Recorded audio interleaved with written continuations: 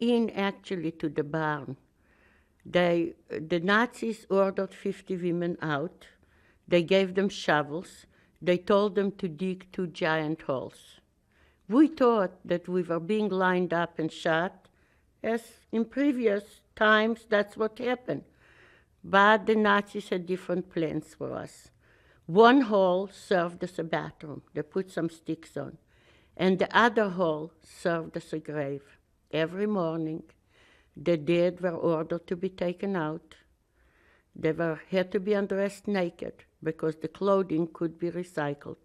But the people were dumped into the hole. Food was given to us very little.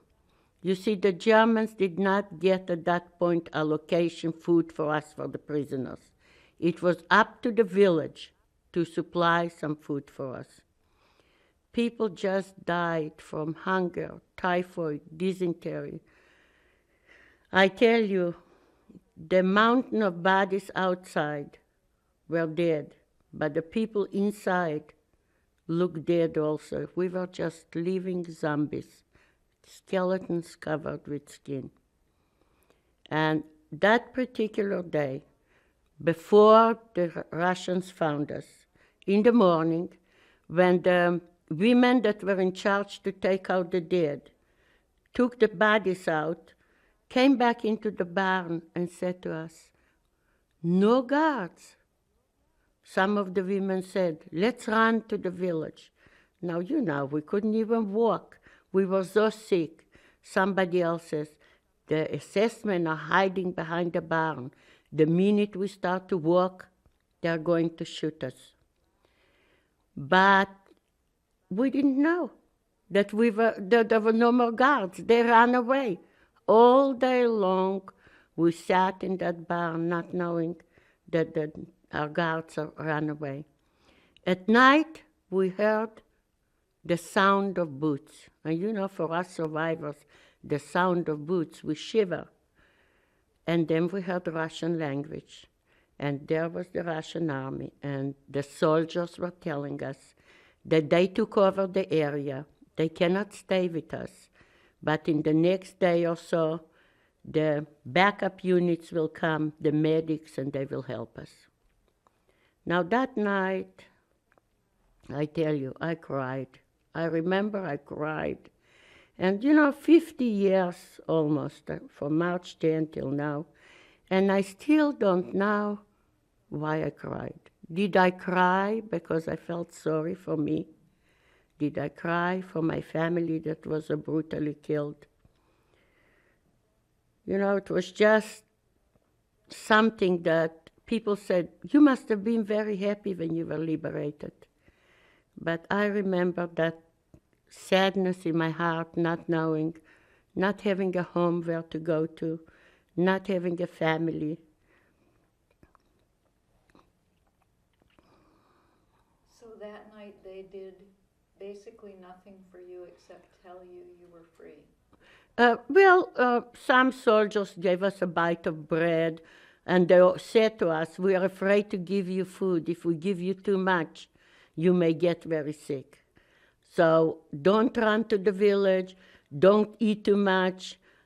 We are going to come with the medics and tell you exactly." Many people right after liberation died because they ate a whole slice of bread. Our stomachs were so shrunken. We couldn't digest anymore too much food. So that's all they did that night. Do you remember did you talk with the other girls, or you just cried, or do you remember what other people did? There were different reactions. Some people jumped for joy. Some people applauded. I heard applause to the Russians. The people that knew how to speak Russian had a little conversation trying to find out if other places were liberated. Don't forget, I was from 13 to 17, from the age of 13 to 17, ghetto, concentration camp, labor camp, death march. I wasn't really educated enough to understand what was happening. Now, describe your physical condition? What did you look like? I tell you what I looked like. I weighed at liberation 69 pounds. I'm not a very short lady. I don't know how tall I was at that time, how much I grew during the war.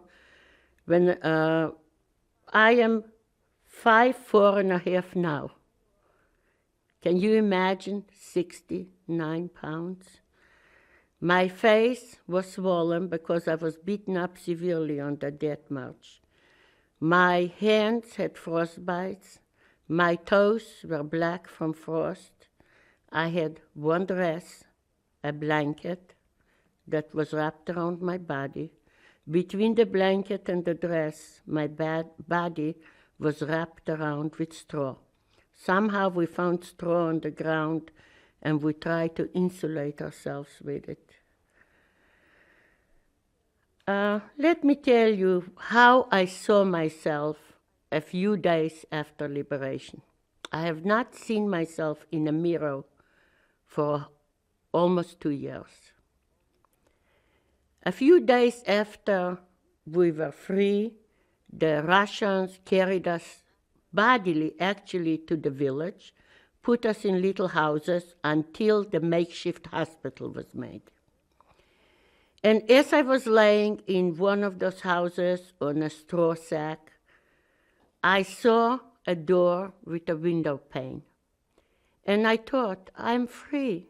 Let me look outside how the free world looks.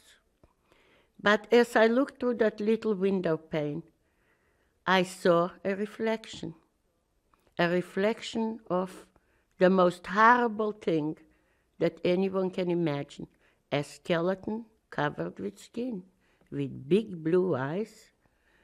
And as I turned around to look whose reflection I saw, I realized that was my reflection. This is how I looked.